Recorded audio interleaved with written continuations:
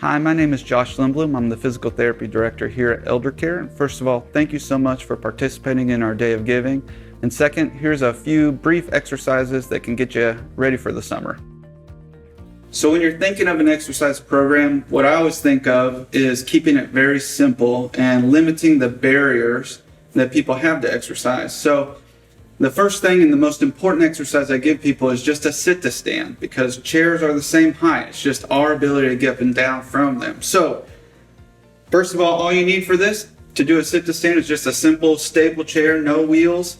Arms will probably be helpful, but you don't ever want to just sit down and stand up from back here, because we find ourselves just never being able to get up. So we'll scoot out to the edge of the chair, make sure our feet are under our knees. And I'm going to challenge you to do it with your arms across your chest. So we want to lean forward, nose over toes, and stand up from that position. Now, some people won't be able to do that, and you might need one hand on the armrest, and see if you can do it with just one hand and back down, or both hands on your thighs. But I would challenge you, even if you need that at first, always try every time when you come back to do the exercise to do it without hands.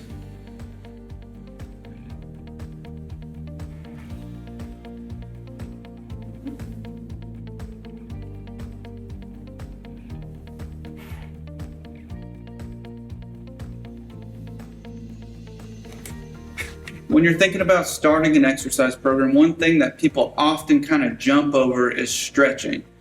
And what I've seen with people coming out of these kind of quarantines, COVID closures and stuff like that, is that they're very tight. Their hamstrings are extremely tight and their ankles are tight.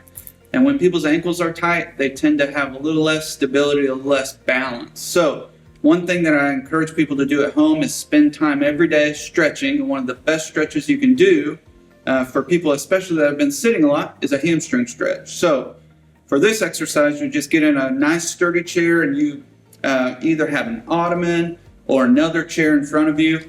And what you can do is just find the back of the chair this time, put your foot up on the ottoman, and then we have these stretch ropes here, but at home, you can use a necktie or a belt or a towel, anything.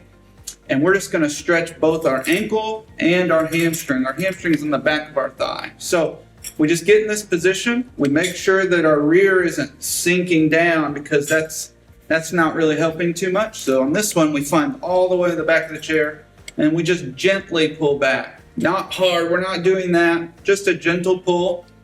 And we're going to hold that gentle pull for 2 minutes. Okay? Now, you can also kind of adjust the pull on your ankle by pulling harder on the outside, and you'll get a different part of your calf stretching. And I think this is super important for anybody that's got problems with balance, tendency to fall backwards, anything like that, or inability to stand up straight. This is a very vital exercise for you to do. And I would honestly do this 2 times a day, 2 minutes each leg.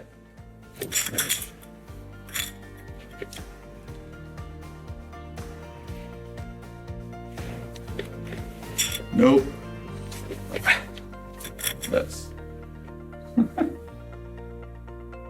Another exercise that I think is really important, and one that challenges a lot of people, is just a single leg stand. So why I really think that's important is because not necessarily because you're going to be standing on one leg all the time. That's not really anything anyone does.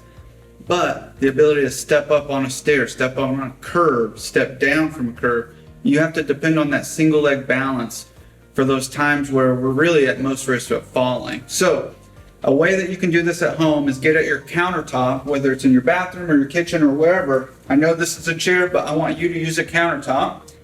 And I want you to take your fingers like you're playing a piano.